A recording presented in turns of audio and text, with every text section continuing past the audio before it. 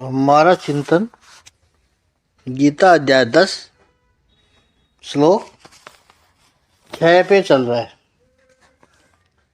प्रभु ने कहा सप्त ऋषिगण तथा उनसे भी पूर्व 4 अन्य महर्षि सनत कुमार, यानी ये सप्त ऋषिगण और महर्षि मानव जाति के पूर्वज है। विभिन्न लोकों में निवास करने वाले सारे जीव उनसे अवतरित होते हैं। प्रभु कह रहे हैं लेकिन वो मेरे से उत्पन्न होते हैं। सनत कुमार, सप्त ऋषिगण और मनु। सनत कुमार का जो वर्णन कहा है प्रभु ने, उनके बारे में कुछ कहें कि सनत कुमार, इनके मुख में निरंतर हरि शरणम ये जप चलता रहता है। और ये सनत कुमार भगवत कथा के प्रेमी है, इसलिए चारों विद्वान है, ज्ञानी है। तो चारों में से एक वक्ता बन जाता है, बाकी के 3 श्रोता बन जाते हैं। निरंतर भगवान कथा का श्रवण करते रहते हैं, प्रभु का गुणगान करते रहते हैं। ऐसे है सनत कुमार। फिर आगे प्रभु ने कहा मनु 14 है। ब्रह्मा जी के एक दिन में 14 मनु होते हैं। एक मानव का एक दिन, एक वर्ष, एक युग, वो ब्रह्मा जी की एक पल होती है। पूरा जब कल्प बीत जाए तब 14 मनु होते हैं। उसमें ब्रह्मा जी के इस कल्प में 14 मनु है। जो अभी हमारा ये कल्प चल रहा है उसमें 14 मनु है। स्वयंभू, सरोचिस, उत्तम, तामस, रेवत, चाक्षुष। और जो समुद्र मंथन की कथा जो हुई थी वो रेवत मनंत्र में हुई थी। इस कल्प का आरंभ ये जो अभी चल रहा है यह श्वेत वराह कल्प है। पूजा पाठ में भी आप कभी गौर करो, कोई पंडित जी जब बोलते हैं संकल्प करते समय, उस समय बोलते हैं श्वेत वराह कल्पे अष्टा मनवंतरे कल युगे, ऐसा संबोधन करते हैं। तो स्वयंभू, सुरोचिस, उत्तम, तोमस, रेवत और चाक्षुष, इतने मनु हो गए। इस समय व्यवस्था मनु चल रहा है, बाकी और आने वाले हैं। सावर्णी, दक्ष सावर्णी, ब्रह्म सावर्णी, धर्म सावर्णी, रुद्र सावर्णी, देव सावर्णी और अंत में है इंद्र सावर्णी। ये 14 मनु ब्रह्मा जी के आज्ञा से इस सृष्टि का सृजन और परिवर्तन करते हैं। इस समय ब्रह्मा जी की आयु 100 वर्ष की होती है, लेकिन वो अपने 100 वर्ष नहीं है, जो हमारे 100 वर्ष है वो नहीं है, बहुत बड़े होते हैं उनके 100 वर्ष। इस समय ब्रह्मा जी का 51वां वर्ष चल रहा है और इसमें ये 7वें मनु विवस्व का राज्य चल रहा है। हम लोग कहते हैं कि इतना कलयुग आ गया, कब पूरा होगा? अभी तो ब्रह्मा जी का 51 साल के हैं ब्रह्मा जी, 49 वर्ष बाकी है। इस शरीर में तो नहीं देख पाएंगे हम, कई जन्म और लेने पड़ेंगे। भगवान कहते हैं ये सब मेरी ही प्रजा है। प्रजा 2 प्रकार की होती है, स्त्री और पुरुष के संयोग से जो उत्पन्न होती है उसको बिंदुज प्रजा कहते हैं। और दूसरी मानस जाति मन से उत्पन्न होती है, संकल्प से उत्पन्न होती है। आध्यात्मिक भाषा में कहें तो शब्द से उत्पन्न होती है। भिक्षा मंत्र से उपदेश से प्रजा होती है, वो प्रजा है, वो नादज, नादज प्रजा बोलते हैं उसको, नादजम है प्रजा। वो पुत्र परंपरा से चलती है। नादजम परंपरा है, बिंदुजम प्रजा है, वो पुत्र परंपरा से चलती है, और नादजम परंपरा है, वो शिष्य परंपरा से चलती है। अब देखो आप, सनकादिकों ने तो विवाह नहीं किया। भगवान कहते हैं कि उनकी प्रजा, तो सनकादिक तो ब्रह्मचारी है अखंड, उन्होंने तो प्रजा की नहीं, तो उनकी प्रजा कैसे हुई? उनका उपदेश सुनकर के परमार्थ के मार्ग पर जाने वाली जो प्रजा है, वो बिंदुज प्रजा नहीं है, लेकिन नादज प्रजा है। वो भी है उनकी संतान। सप्तऋषियों ने, मनुओं ने विवाह किया है, गृहस्थाश्रम को स्वीकार किया, तो उनकी जो प्रजा हुई वो बिंदुजम प्रजा हुई।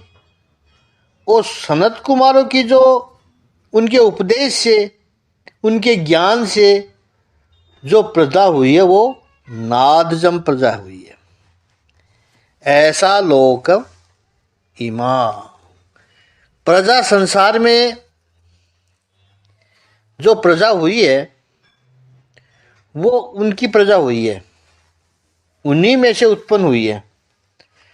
भगवान कहते हैं ये 4 और 5 श्लोक में 20 और इस छठे श्लोक में 25, ये पूरी प्रजा पूरे संसार का, जगत का कारण है।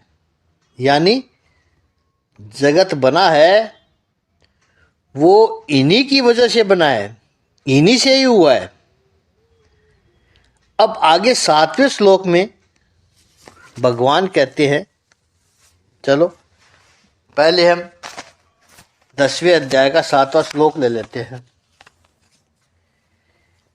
एतां विभूतिं योगं च मम यो वेति तत्वतः सोऽविकम्पेन योगेन युज्यते नात्र संशय। 10वें अध्याय के 7वें श्लोक का शाब्दिक अर्थ है, जो मेरे इस ऐश्वर्य तथा योग से पूर्णतया आश्वस्त है, वह मेरी अनन्य भक्ति में तत्पर होता है। इसमें तनिक भी संदेह नहीं है। आधुनिक युग बुद्धि का युग है। जैसा हमने कहा कि भगवान ने 10वां अध्याय बिना अर्जुन के प्रश्न पूछे शुरू किया। अर्जुन के कोई प्रश्न की प्रतीक्षा नहीं की, स्वयं ही शुरू किया और भगवान अपनी विभूतियों का वर्णन करने लगे। तो कोई बुद्धिमान व्यक्ति पूछेगा कि प्रभु क्यों वर्णन कर रहे हैं आप? हमने तो पूछा नहीं आपसे। 4, 5 और 6 श्लोक में आपने कुल 45 विभूतियों का वर्णन करके भगवान 7वें श्लोक में कहते हैं कि इन विभूतियों को क्यों जानना चाहिए, यह वर्णन मैं क्यों कर रहा हूं अर्जुन। दूसरे और तीसरे श्लोक में प्रभु ने परम वचन कहे और चौथे, 5वें और 6 श्लोक में विभूतियों का वर्णन किया। ये मैंने क्यों किया? प्रभु कह रहे, परम वचन रूपी ज्ञान और विभूति का वर्णन, उसका फल यह इस 7वें श्लोक में बताया है प्रभु ने। एताम विभूतिम योगम च का अर्थ है ये, मम एताम विभूति च योगम तत्वतः वेति। ये का अर्थ है जो, ये यानी जो व्यक्ति, जो मनुष्य, जो साधक, मम यानी मेरी, एताम विभूति, इस सारे विभूतियों को और योग को, योग सामर्थ्य को, तत्वतः वेति, तत्व रूप से जानता है, दृढ़ता पूर्वक जान जाता है। तत्व से जानता है अर्थात फिर उसके मन को संशय नहीं रहता है, कोई संदेह ही नहीं रहता है। One who knows it very clearly, इतना स्पष्ट जिसके मन में हो जाता है, स वो वेति अकल्पेन योगेन युज्यते, निश्चित रूप से अविचल स्थिर योग से युच्यते यानी जुड़ जाता है, लग जाता है। अत्र संशय न, इसमें कोई संशय ही नहीं है। हम जो साधन करते हैं उसका हेतु क्या है? भगवत गीता योग शास्त्र है। ईश्वर के साथ एक रूप होना है। The science of union, the science of unison, योग शास्त्र, परमात्मा के साथ एक रूप हो जाना, परमात्मा से जुड़ना है। कैसे जुड़ेंगे? जब तक परमात्मा की विभूति और परमात्मा के सामर्थ्य का तत्वतः पता नहीं चलेगा, क्रिस्टल क्लियर नहीं होगा, शीशे की तरफ साफ नहीं होगा, तब तक नहीं हो सकता है। भगवान कहते हैं कि यदि मेरे साथ जुड़ना है, और वो भी अविकल्पने, वो भी अविकल्पेन, अविकल्पेन यानी स्थिर योग। हम जुड़ते हैं परमात्मा से मात्र कुछ क्षणों के लिए। सुबह हम जुड़ते हैं 2-4 मिनट के लिए धूप बत्ती करने के लिए, या फिर जब कष्ट में आ जाते हैं हम जुड़ते हैं। जब जीवन में तकलीफ आ जाए, भगवान अब आप ही बचाओ, कुछ क्षणों के लिए जुड़े, फिर बिछुड़ जाते हैं। जब भगवान संकट काट देता है, एक्सीडेंट होते होते रह गया, बच गए, तुरंत प्रभु एक क्षण के लिए प्रभु से जुड़ गए, ओहो भगवान,